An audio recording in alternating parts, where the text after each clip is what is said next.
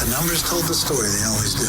It's one of those idiots who believe in analytics. This is a numbers game with Gill Alexander on VSiN. Good Tuesday morning to you. It is a numbers game at VSiN, the sports betting network, VSiN.com, Game Plus, iHeartRadio, YouTube TV. However you're taking us in, we appreciate it. It's Gill Alexander. It's Kelley Bydlon. Is rock and roll music outside of Bacon Nation this morning, Kelley? It's a concert over there. It's a concert. We'll fight through. Drew Dinsick on the show coming up. How many different sports we're going to talk to Drew about? Preakness, a little tennis maybe, a little golf. We have a golf major this week. Definitely NBA. And, of course, the NBA, right. Golf major this week, PGA, Valhalla. And Valhalla, and then the, sorry, had to be done. And then the, can't do that for the French Open, which is next week. By the way, that's also with the French Open schedule. People are going to look at it and be like, isn't the French Open? No, French Open doesn't start till the end of next week. Tennis is second major. Qualifiers and stuff? Yeah, qualies starting at the beginning of next week. And I wish we were back in the day where the picks in the French Open were sexier, but I do have a play on Iga Swiatek like I do in every clay tournament that she enters. Actually, every tournament that she enters. She is headed towards trying to get Madrid. Excuse me, she got Madrid last week. Trying to get the Italian Open this week into the French Open next week. So we'll talk to Drew about all those sports. Not to mention a little later on, our guy Hasselbauer to talk a little PGA golf with us at Valhalla. John Hasselbauer, who those who are unfamiliar with him, he does PGA betting and DFS content for the Lines at PGA Tout. Is his Twitter handle. Don't worry, he's in on the joke. And then Paul Sporer on baseball a little later on as well. Paul Carr, Premier League. Huge Premier League day, by the way. Double dose of Pauls at the end of the show. Yeah, a little Paulie there and a Paulie there. Carr and Sporer in reverse order. So we'll do that. Before we do anything, the NFL now has 5 games scheduled that are locked in. This is in front of the full schedule release tomorrow. 5 games are out. And just real quick, Kelley, to get us the 5 games that are out there and the spreads that are available on all of these at a place like DraftKings. We know, we talked about this yesterday, that the opening Thursday night game is between the Ravens and the Chiefs. It's Baltimore at Kansas City. That's the opening Thursday night, September 5th. The Chiefs are 3-point favorites. The total is 47.5. The next day in Sao Paulo, Brazil, this is a Friday. This is on Peacock. Get ready, ladies and gentlemen, for all your streaming services. We had a Peacock game last year, right? This is the Packers and the Eagles in Sao Paulo, Brazil. Did we? Oh, yeah, we had a Peacock game. Oh, yeah. I know we've had Amazon games at this point, obviously, but... No, we had a Peacock game. Yeah, you're right. Didn't we have a Peacock playoff game? We're really firing on all streaming devices, yeah. Eagles favored by 1.5 in Sao Paulo, Brazil, with the total at 48.5. That is day 2 of the NFL season. So, again, the Thursday night opener between the Ravens and the Chiefs on Thursday night. The next day, the Packers and the Eagles in Brazil. Then the first Sunday, we have one game that we know about. That's the Cowboys at the Brownies. You want to guess the line on this one? Oh, man, I did not look at that one yet. Cowboys-Browns? Cowboys at Browns, opening Sunday. It's going to be one of tons of games, but it's the only one we know so far. Man, I pick them? It's got to be close to a Browns pick. by 1. Browns 1. Well done, Kelley Bydlon. Kelley Bydlon guessing college lines coming back this year? 40. So we should have done this today. Guessing lines for 1 That's second. right. That's right. We should open with guessing lines. 44.5 is the total in that game. It is cracking me up, though. So what do we have 5 total, right? 4 of these just getting announced this morning. 1 we knew yesterday. Correct. Oh, no, we knew the Brazil game, too. Yeah, we do that. It is cracking me up seeing the movement on that Chiefs-Ravens opener. All right, and then the opening Monday night we have now. So this is still the opening. We still haven't gotten past the first weekend here. The opening Monday night, Jets at Niners. Aaron Rodgers on Monday night, two years in a row here. Jets at Niners. What do you think the Niners are favored by in this game? I saw that one. Oh, wait, this has moved up. The Niners have taken money. This is 5.5 now. I was going to say, on my odds board, I'm seeing 6s too, Gill. So, oh boy, get your bets in. Still time. I don't know. Inevitably, by the way, someone gets caught at the window, 1 p.m. Eastern, 10 a.m. Pacific, on opening Sunday morning. Oh yeah. But this is the Monday night game. Jets at Niners. Niners favored by 5.5. And then there is one week 2 game, and that's the Bengals at the Chiefs. So the Chiefs open home Ravens, And then home Bengals, week 2. Chiefs are favored by 4 in the week 2 game against the Bengals. The total's of 49. So the initial reaction from people will be, oh, my God, what a way for the Chiefs to start their season. Home against the Ravens, home against the Bengals. The flip side of looking at that is, what if they win both of those games? That's been cracking me up. I heard that a lot this morning. Like, we were sweating that Chiefs stretch last year. The Chiefs gauntlet. I mean, yeah, if they start off 2-0, oh, boy. Was the Chiefs gauntlet last year or the year before? I don't even remember anymore. Remember, there was a 7-game stretch? No, it was last year. It was last year. 7-game stretch. I forgot about the Peacock thing. You were completely right. Yeah. We did have a playoff game. Sure did. Playoffs. Playoffs? So those are your 5 games so far that have been announced in the NFL season. Little palate cleanser tomorrow. The rest gets announced. I mean, those are 2 awesome games for Chiefs to start off with, but I mean, I'm interested to see what the rest of their schedule looks like now. Those are 5 awesome games, as the NFL is awesome and the NFL consumes us. But it is a quick reminder of, there's a Peacock game too, huh? Day 2? Oh, so this is going to be interesting this year. I don't care. As long as you can clearly direct me to where to watch games, like, don't we have all this stuff by now? I do, but I wonder if most do. Yeah, that's a good point. Good point. We do because we're so locked into stuff. But, I mean... I feel like I'm getting to the point, though, where I'm one of the few people with cable. I wish I hadn't left cable. I really do. You know, like, I'm so glad I left cable. Everything. I wish I had never left. And then I've heard the argument of like, oh, boo-hoo with all the streaming services. Remember how it used to be? Well, I mean, that's not an answer, right?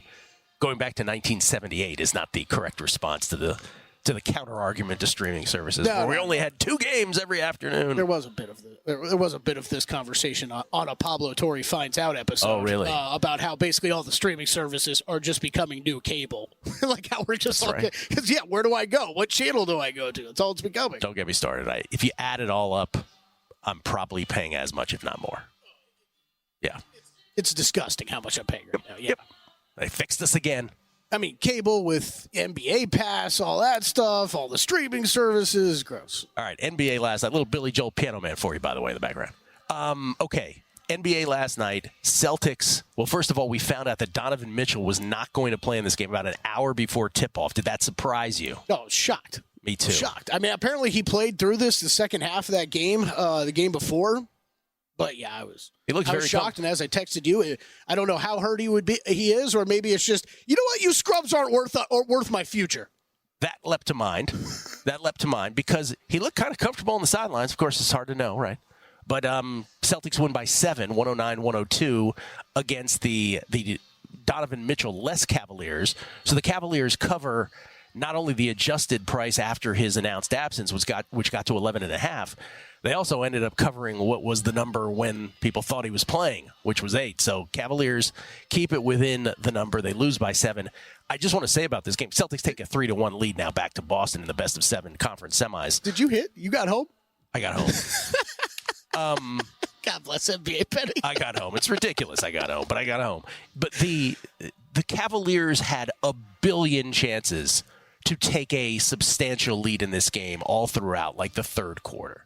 They had so many tries. I mean, they did take a lead at one point, but they had so many opportunities to have taken that and then to have taken more. And there was just so many missed opportunities, I thought. They just didn't have a player just to rely on to score. I mean, that's as simple as that. It really, they ran out of guys. Yeah. Like, you can't really ask much more from, I mean, I'm just looking at numbers now. Mobley, Garland. I mean, Karis LeVert's kind of been a no-show. Yeah, he was 1 for 8 from 3, but still dropped 19 points. Like, they ran out of people. They ran out of gas, ran out of cars. More interesting game, of course, the Thunder and the Mavericks. Mavericks went into the game 4 last night in their best of 7 Western Conference series, semi-series. Mavs go into it 2-1 with that lead. The Thunder get it done in the end. A 196 outright win as 1.5-point dogs. The key stat of this game is that Dallas was 12 of 23 from the free throw line. Yeah. 12 of 23 from the line. SGA had 34. Holmgren, 18-9. Dort, 17-8. Williams, 14-9-6. In defeat, Luka, 18-12-10, triple-double, and PJ, 21-12. But can I just say this about your Mavericks? May I call them your Mavericks so you have multiple bets on?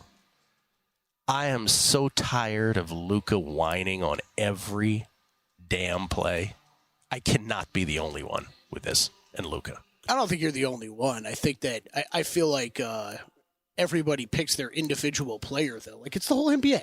Oh, it's not the whole NBA. It's Cat with Minnesota, right? Though the chief offenders of this are LeBron James, of course. I mean, he is. Right, he is the king. He is the king. He is the evolutionary descendant of Rick Barry, who I'm too young to even remember. Rick Barry, who used to complain on everything back in the early 70s. LeBron is the king of the current day. Like Karl Anthony Towns, doesn't matter if anyone's even within his area code, he's complaining. Yeah. And Luka, I'm sorry for as great as Luka is, enough already.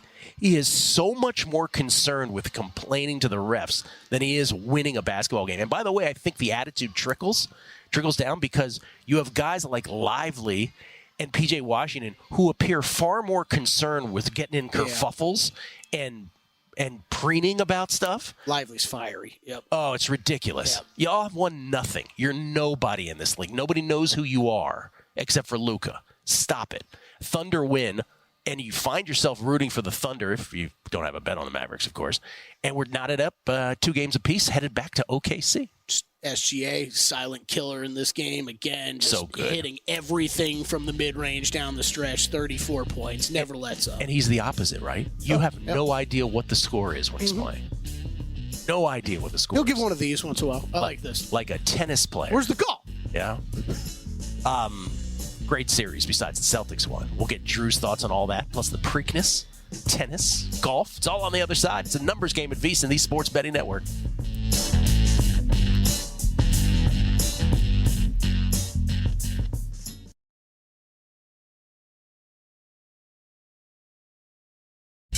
A numbers game on VSiN, the Sports Betting Network. Are you ready to become your own sports betting expert? Look no further than a VSiN Pro subscription. Your ticket to insider insights, exclusive data, and winning strategies. For a limited time only, we're offering our annual subscription at an unbeatable price, normally priced at $240. You can now grab your subscription for just $199. Sign today will also give you an extra 2 months for free. That's 14 months of VSiN Pro access for less than 50 cents a day when you use promo code ANG. With VSiN Pro, you'll gain instant access to our daily best bets with the leaderboard to see who has the best win percentage and ROI. 19 hours of live programming, including expert breakdowns and in-game analysis, proven betting systems from professional handicappers, and our exclusive betting splits to show you where the money and bets are moving for every game. Visit VSiN.com/subscribe today to claim your 14 months of VSiN Pro for only $199 with promo code ANG. Spring sale at VSiN. We're slashing prices. Just use that promo code ANG as in A, numbers, game, ANG. Slashing prices. That's VSIN.com/subscribe. Kelley has the used car salesman sticker on the windshield feel. Okay, carried over from last week, right? I had That's right. I had like the motocross Monday. You know how get down to the fairgrounds. Fairgrounds. You know how we during March Madness we did the whole what's the most annoying commercial breakdown. It was the SGA Chet Holmgren What a Girl Wants. Yeah. I think that edged out the competition. The latest most annoying commercial, NBA playoffs. They changed the janky phone one, by the way. They changed that one. Remember we were discussing that? They recognized people were not happy about it, like myself. Right. And they changed it. And here's the problem, though. They changed it, and then they made it worse. So now I'm the guy at home, and I'm like, oh, you should have changed this, even though I complained about it. Any guesses? Most annoying commercial? Now what do you got?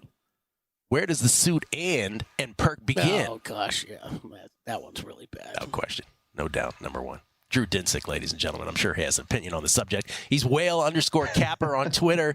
He's the host of Not One But Two podcast, co-host on both. Jake Croucher, NBC Sports Bet the Edge, is co-host on that one. And, of course, Dinsick Classic, The Deep Dive with Andy Molitor. Courtesy of the Progressive Guest Line, he comes to us from the LBC. How you doing, Drew? I'm doing great, and I have plenty of opinions on commercials. If your brain isn't broken like my brain is broken to where you know the commercial break is coming up and you get on your phone preemptively and you're not even completely detached from what's going on the screen, then you're not doing it right. I honestly don't think I've interacted you remember, I'm sure you guys probably talked about this, but when the Whopper commercial was going on and people were like tweeting about it, I'm like, what are they Whopper? What? It completely missed me. Like I've kind of divorced my attention to the degree where as soon as the action is not live, I'm on to something else. Whopper. Well, I don't even know that one either. Yeah. Oh gosh, it was a Completely Burger King missed that. commercial, ran for like 7 years. It feels like. Yeah, I know. I know what Drew's talking about. But like, so I did this last night where you try to get cute, flipping channels, right, and then getting back. But like, I did that and missed like 7 points in a basketball game last night, and then got really mad that I changed the channel. Yeah, I did a lot of that last night. Yeah, I'm just right into the group chat bitching about my bets that are losing. All right, I got all kinds of complaints. Can you believe that this guy's still out there? What is this coach thinking? What is specifically from last night? Share with us. What was that? What is Dagan out doing with Giddey in the starting lineup? What is he doing? I did not understand it in any stretch of the imagination to trot him back out there. You hadn't seen enough? You had to see his career end like that on live TV? Like, what in the world was going on with that decision making? I mean, the fact that they had other options and they didn't even try it for game 4 was amazing to me. They dug themselves a hole. That said, I think ultimately, you know, the overall arc that you saw from the Thunder and all of those young men kind of fighting through adversity the way they did last night was like, it was a massive step forward for I thought so that too. team. Yeah. Oh my God. So think about how many times, you know, okay. Great example. Grizzlies Warriors comes to mind, right? Like, I will go to my grave that the Grizzlies were the better, more talented team in that series, and that was the right bet from the jump.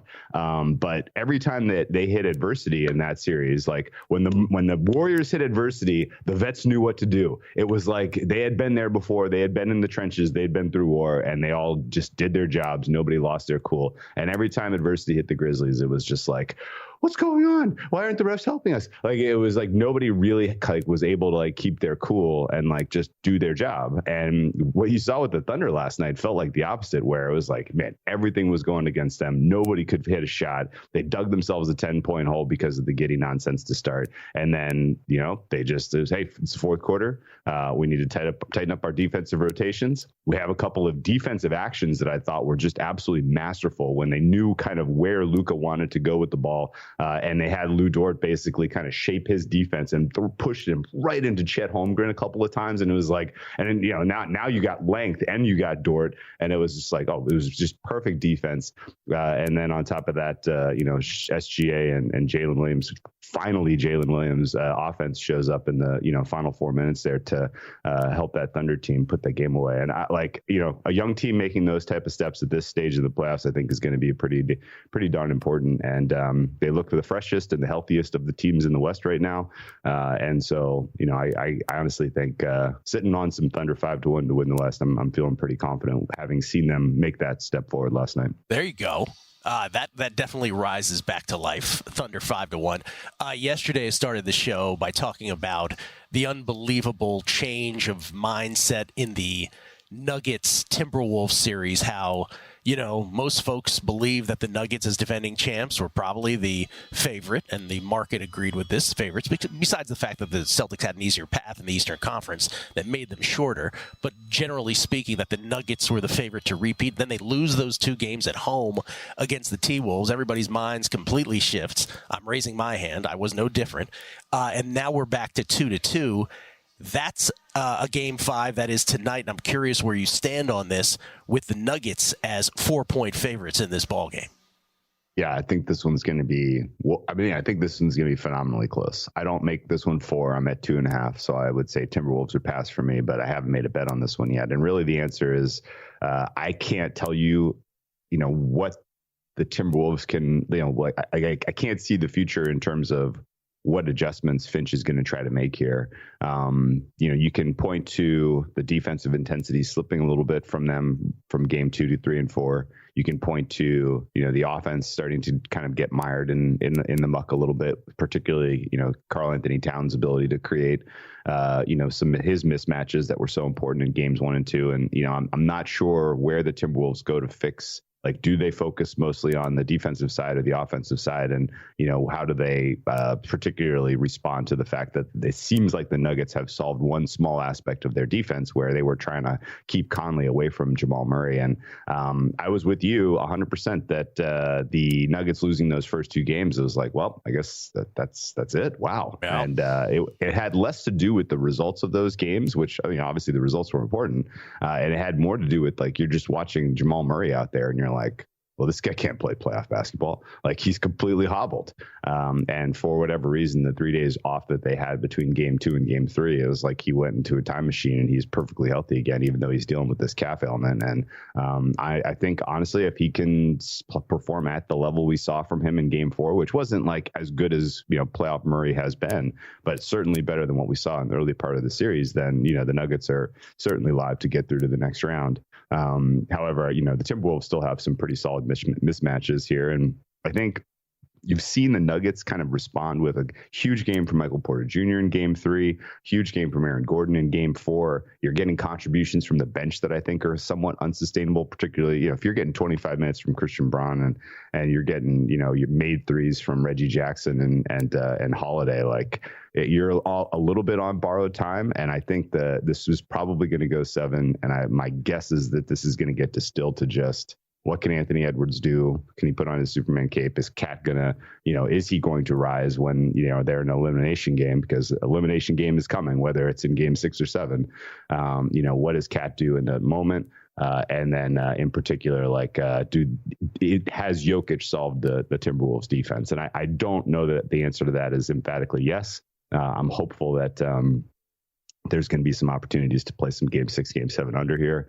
But right now it looks to me like the total is a little low for game 5. And if I was going to have any kind of play, I think I'm leaning into the Timberwolves getting Karl Anthony Towns more involved offensively in this one, being competitive on the offensive side of the ball, and having this game be somewhat decided in the late stages one way or the other. And, I don't have any skin in the game for either of these teams, either winning this series or winning the West. I'm entirely against both of these squads. And so I kind of just want this series to get real physical and go real long. And, whoever emerges being somewhat of a soft out in the early portions of the Western Conference Finals. If your Thunder do get through, and that's a big if, obviously, that series tied up at 2 apiece. Yeah. But if they do, what's the series price against the Nuggets? What's the series price against the T-Wolves?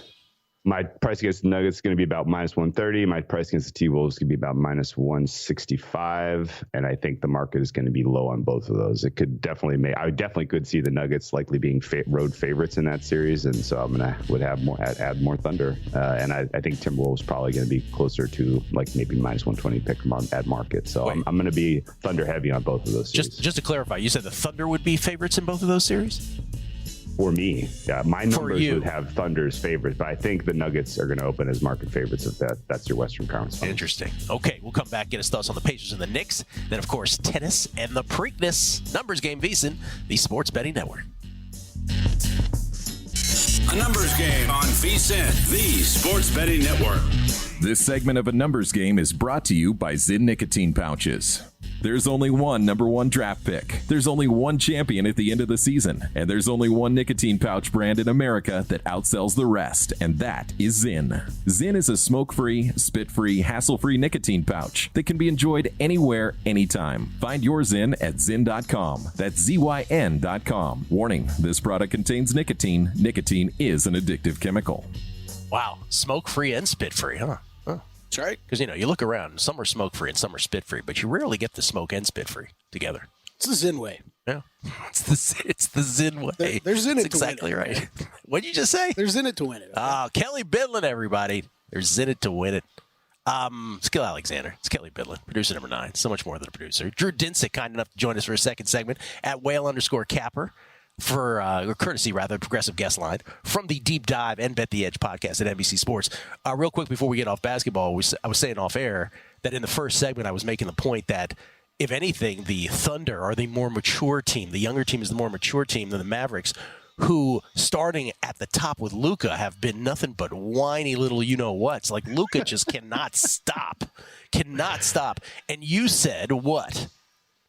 Well, they're kind of tilting the balance against them in this series because he specifically, but the Thunder, the Mavs in general spend so much time arguing with the refs after not getting a call that they're giving very, very straightforward, easy transition baskets to the Thunder. Yep. And I don't know if anyone is keeping track of this, but I got to tell you that being specifically the difference in this series would not shock me because it feels like there's a free 10 points for the Thunder in every game with just the time spent complaining to the refs. Anything on the Pacers and the Knicks tonight, Game 5 back at MSG, where the Knicks are now a 1.5-point favorite?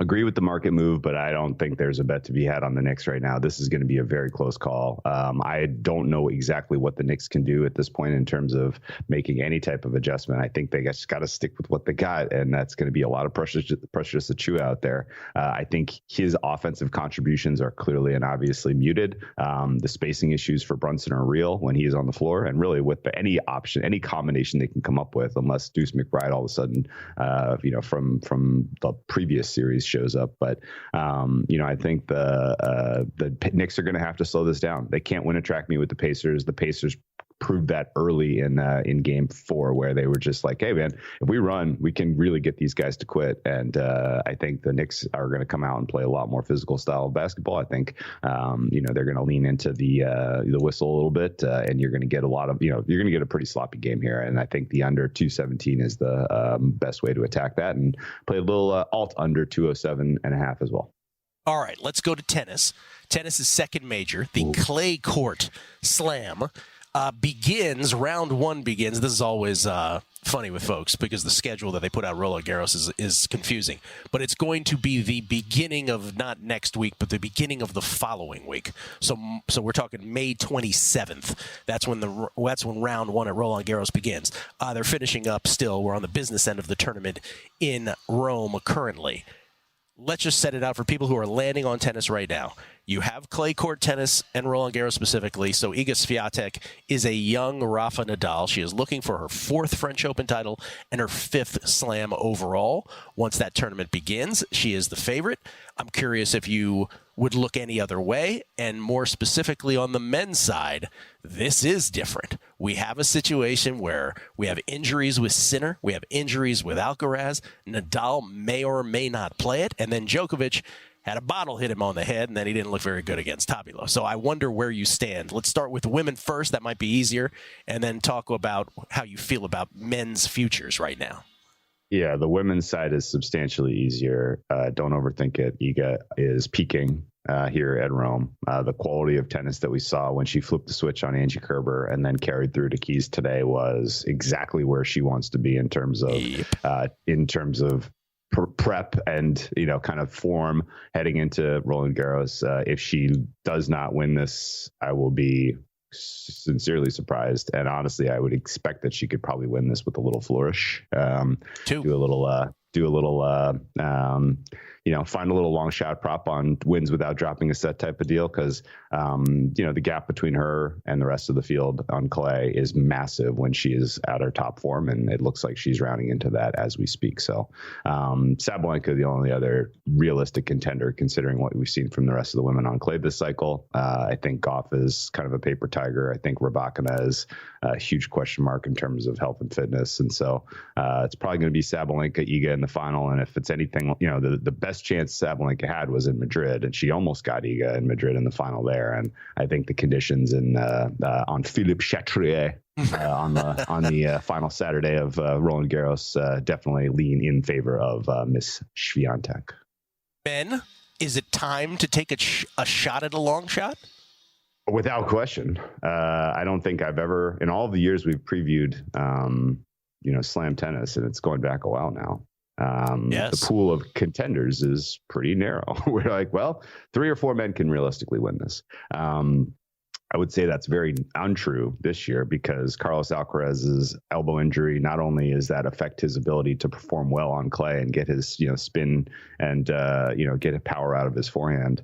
He may just not be able to go. Like it's still, we have no evidence to say that he's going to be anywhere close to top form for Roland Garros. So he being the favorite is amazing to me right now in the market. Sinner may not play also. He's apparently being recommended by his doctors to sit out the French Open and really kind of, stay off clay for a while because of a lingering hip injury that they're trying to avoid becoming chronic. And honestly, the wording of all of those reports makes me like gives me chills, kind of like, oh man, like if this is like they're actually at this point in his career, at this age, they're worried about chronic injury for him. That is a massive red flag. So Sinner is a clear pass for me at the French Open. And honestly, if you want to get French Open bets in today, may be the day, because you're going to start like in the next week. Next time we talk, Gill, on this show, like Alcaraz might be out, Sinner likely will be out, Nadal may be out, and Djokovic, who in the world knows what's going on with him right now? Like, he is not playing well. The Tabilo performance was so suspect that it immediately forced everyone to become a doctor on head injuries and figure out, that's right, well, where did the water bottle hit him on the head, and how badly was he concussed? Was it the medulla oblongata? That's right. It was very specific. Yeah. Djokovic, don't get me wrong, he has had some wild, bizarre losses, and especially in the later portion of his career where he is just completely no-shown in matches. The data from that match against Tabilo was like, he got destroyed. Yeah. What? Like, I mean, like some of the specific numbers you saw were like so appalling that I had to go back and watch the match, because I didn't even watch it in the first place because I didn't think it was going to be of interest. Who did? No, I had to go back and watch it, and like his balance is completely out of whack. Like, I honestly, and he's the kind of player that does need reps to ramp up to be peak, and so he's likely an early out as well. Which means not to interrupt you, Drew, yeah, but I want to get to the Preakness too. So, give me a name or two. Give us a name or two pre-draw that would leap to mind for you. As perhaps it's going to be one of three guys, and it's going to be Tsitsipas, who's playing the best clay tennis of this cycle so far. It's going to be Zverev, who has the highest quality, highest ceiling, and has not won a slam, or it's going to be Ruud, who has made this final twice and ultimately may just have a soft path. I don't think Medvedev has a realistic shot, and I don't think you can go that far down the board looking for a long shot price to really kind of steal this one. So take your choice between Tsitsipas, Zverev, and Ruud, in my opinion. I like that answer. Ruud is the sneaky, freaky brother sneaking in from the rear. He is really the sort of one lane in the weeds. If you made me take one, it's going to be Ruud, and it's only because the conditions really play into his strengths, and he has made the final here twice. Preakness, you kind of called your shot before the Derby, didn't you? Oof. Yeah. I think he's gonna go off as the heavy favorite here. By the way, Drew did not audibly moan. He actually named the horse. Could you repeat the name of the horse? Yes, Muth. There you go. Muth. Muth. It's not Muth. It's not Muth. No, it's Muth. Not Muth. It's Muth. Muth. Are they saying boo or Muth? No one knows. No one knows. Muth is a Bob Baffert horse. He was one of the best in class in the Kentucky, run up. He did not run in the Kentucky Derby. You know why, Bill? You know why? It's because Bob Baffert is suspended from Churchill Downs. Well, he is not suspended from the Preakness. In fact, he is a return. He won the Preakness last year with National Treasure, and Muth got a great draw. He's the 4. He's the inside speed. He's going to get a rail ride. He's inside Mystic Dan, the Kentucky Derby champ. He's inside the other speed in the race, which is all to the outside. So I think, honestly, Baffert's 2 horses in this one, Muth and Imagination, are probably going to be your 2 top choices. They set the pace. Especially if it's a cool pace, these horses could just pull away down the stretch and kind of be the deciding factor. If you want a long shot to look out for, I would look for Tuscan Gold. He is the Chad Brown horse that did not run the Derby and kind of fits the mold of the cloud computing and the early voting where he could ultimately be the spoiler. He's going to go off in like the 8-1 range, and I'll probably use him in some exotics. If I had to make an official call, I'm gonna have Muth over Tuscan Gold. By the way, great job with all your reports. Great job wearing the hat during the Derby. You were awesome. You really were. I do my best. Drewski, thank you. Appreciate it, man. All right, best luck, guys. Drew Dinsick at whale_capper. We're coming back. Oh, my God, NFL Comeback Player of the Year. Oh, no. Next.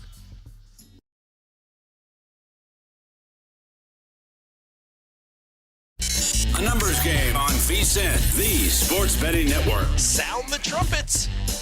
That was your cue. It's horse racing time, so saddle up for action with DK Horse, an official DraftKings affiliate. Right now, new customers download the DK Horse app can get a 100% deposit bonus up to $250 when you use promo code VSiNHorse.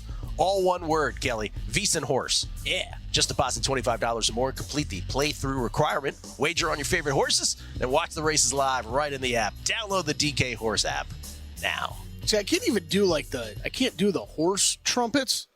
The only trumpet I can do is Timmy trumpets with the Edwin Diaz intro. Dun, dun, dun, dun, dun, dun, dun. That's still so amazing. I saw it like twice. So I saw it all 2 times. It was amazing. It's like the greatest thing that's happened in baseball in the past 20 years.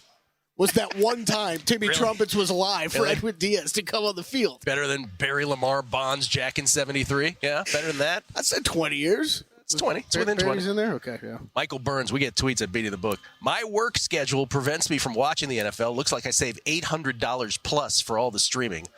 I'm sleeping while they're playing. Kevin Ryan, Gill, Luca always looks like he needs a bath or has never taken one. It's very insightful commentary. It does. He looks like he's always just gotten done, like warming up. I know what he's talking about. I absolutely know what he's talking about. It's a very good analysis. Rat City. As a Mavericks fan growing up watching Dirk, Luka's exhausting to watch crying like a child. Thunder win the series 4-2. Seems to have resonated with folks. Larry Fresh. We mute the commercials during games. If not, we will be singing Wingstop music all week. And by the way, was that some Bob Dylan I heard in the background? Clearly, Mr. Stevens likes musicians with the name Bob. Gill, maybe we can get some Bobby Brown or Bobby Womack next week. That'd be good. Wish I didn't trust you so much. Did Drew call you Bill last segment? He did. He's going to act like that didn't happen. He did, is your answer. Oh, look who's texting. Look who's tweeting, I should say. Producer number 3, Georgie Bueno, Jorge Andres Mondaca. Jorge, because David Purdom and Ben Fawkes have both put out that 6 years ago today, Kelley. Do you know what happened 6 years ago today, just after 10 a.m. Eastern, 7 a.m. Pacific? The U.S. Supreme Court released a decision that dramatically changed the course of American sports betting, ruling PASPA unconstitutional. And Jorge Mondaca, producer number 3, so this is every year, Jorge texts me or tweets me because we shared this moment. Supreme Court had this, I don't know if they still have this system, but it's this archaic, antiquated system where they would announce to the world that they were about to adjudicate on a subject through this system where, like, they would take stuff out of a box. Like, it was ridiculous. So I'm doing a terrible job explaining this, but there were dates throughout the beginning. No, there were dates at the beginning of like 2018 that Jorge and I had to mark down because we knew that the Supreme Court might announce, pardon me, that they were going to rule on the subject of sports betting. And so there was a couple dates at the beginning of March 18th where those dates came up and Jorge was looking terrified. And, oh, my God, they're not going to rule on it. He looked. So we got to do our show that we had planned. But on these dates, we had to have 2 shows planned. Yeah, the toss out the rundown day. Yep. Yeah, and May 14th, 2018 came along, and Jorge, it was one of those dates, and Jorge does his thing where he's waiting to see if the Supreme Court pulls out this, we're going to talk about sports betting out of this box, or we're going to rule on it, and he turns around to me and has a look of horror on his face. And they decided that this is the day they were going to announce the result of it. It's a great story. It is the history of VSiN and the amazing, like the huge, massive moments. That was a massive morning. Obviously sports betting in general and as a country, but like for this network, like that was a massive day. It was a massive moment. I don't think we have any tape on it whatsoever. I wish we did, but I immediately transitioned into mode where I was talking about how the Supreme Court it wasn't really about sports betting. It was about adjudicating on whether this type of subject fell under federal auspices or state by state, and it was a whole thing, and sports betting was just the vehicle for that decision. Mm-hmm. And so that was the moment where it all changed, and here we are, 30 states plus the District of Columbia later, and say what you will about how it's evolved, but that's how it's evolved since then. That's a whole nother show. Now we complain about apps 15 times a week. That's what we do. That's what we do. Kelley, by the way, one more tweet here. This is from Jason H11, who says, friends don't let friends bet decky in golf or comeback player of the year in the NFL. Jason, that's a great tweet. Good guy, great tweet. Could have put Xander in instead of decky, maybe. Yeah, Xander top 10 was the first bet I made for PGA. I think we're talking about winners. Yeah. You also said to me, that's the greatest tease I've ever had out of a segment into another one. And all my tease was, oh, no, we're betting on comeback. We're going to talk comeback player of the year, NFL comeback player of the year. Because this is, after the Damar Hamlin almost dying on the field and then not winning NFL comeback player of the year and losing it to a guy in Joe Flacco who played 5 NFL games. And we could not wait for these odds to open last year. Couldn't wait for them to open. Yeah. And now, God help us, we're going to talk about this. Here it is. Aaron Rodgers is even money to win Comeback Player of the Year. And that makes sense because he's Aaron Rodgers. And remember, famously on play 4 last year, he ruptured his Achilles tendon, not to play again with the New York Jetropolitans. So is there a built-in narrative for him? Of course there is, because he's loudmouth Aaron Rodgers, and he's even money. Then there's Joe Burrow, who's coming off another major leg injury. Joe Burrow, 2-1. Kirk Cousins is 5-1. Now, help me out. Kirk Cousins also with the Achilles injury. Yeah, I know where you're going here. Yeah. But, okay. Yeah. Aaron Rodgers' even money already seems to be a more built-in, more powerful narrative, if you will, coming back from 4 plays than Kirk Cousins coming back from just being Kirk Cousins. Okay. So the Aaron Rodgers one I always find interesting, right? Because there is do we still, this is a media vote at the end of the day, do we still think that there's any media members harboring ill will towards Aaron Rodgers at all?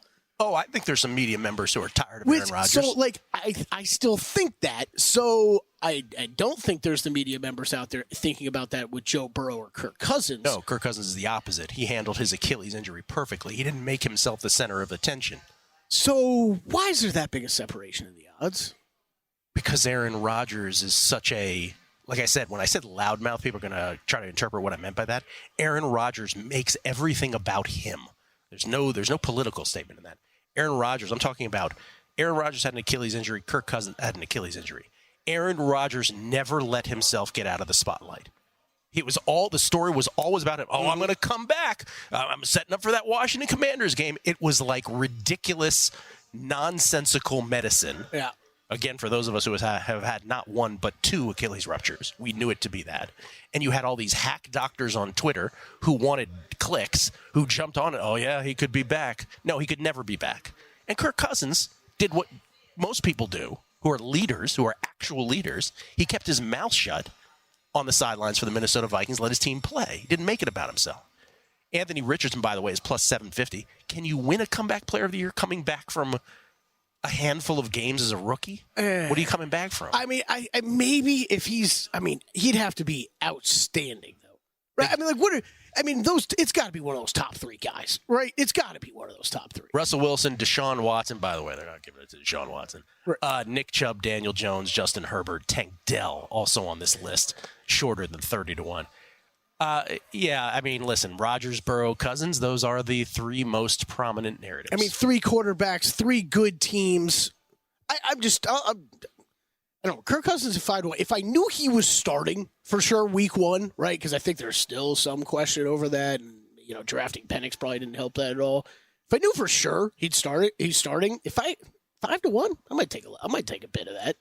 Who's the Joe Flacco who's out there in the nobody's even thinking about right now, who's sitting on a beach somewhere, who's like, you know what? I think I still want to resurrect my NFL career. Maybe I'll come back for the last 5 games of a season. Well, there's obviously one name that I wrote down. Tom Brady. That would be the ultimate. Like, you just hand it to him now if he plans on returning it all. I don't know, though. I was wondering about that, too. Who's the other guy? Who did you like? What's your bet here? You said you like something. No, I think it would be Cousins? My biggest point was I don't think there should be that big a separation in the odds between Rodgers, Burrow, and Cousins. Of course there shouldn't be, but are we really going to have these Comeback Player of the Year debates between now and the end of the... Like, if Hamlin can't win it, what do we know? We know nothing. Yeah, at least these are 3. At least these are 3 situations, though they're all comparable, right? No, I understand that. So it makes a debate about them even that much more thin, is what I'm saying. Yeah. No, I mean, I'm not running to bet it, but all I'm saying is I don't think the odds should be that big of a difference. Oh, I think we crushed that segment. Like, I'm not laying even money with Aaron Rodgers. There's no way. Oh no, there's no chance. The play on the field might have to dictate it between those 3. Joe Flacco could win it. What would Joe Flacco have to do to win it again? Came back from coming back. You're amazing. We'll come back. We'll talk multiple sports, including a visit with John Hasselbauer, little PGA, Valhalla. Let's do it next. Numbers Game, VSiN, the Sports Betting Network. Ryobi now makes floor-to-ceiling cleaning easier than ever with cordless cleaning tools powered by 18-volt ONE+ batteries. Whether it's a quick tidy-up or deep cleaning, our powerful and versatile tools make cleaning a breeze. Spend less time cleaning and more time enjoying your pristine home. And because one battery powers over 300 products, you have the power to do more. Visit ryobitools.com to learn more. Sold exclusively at the Home Depot.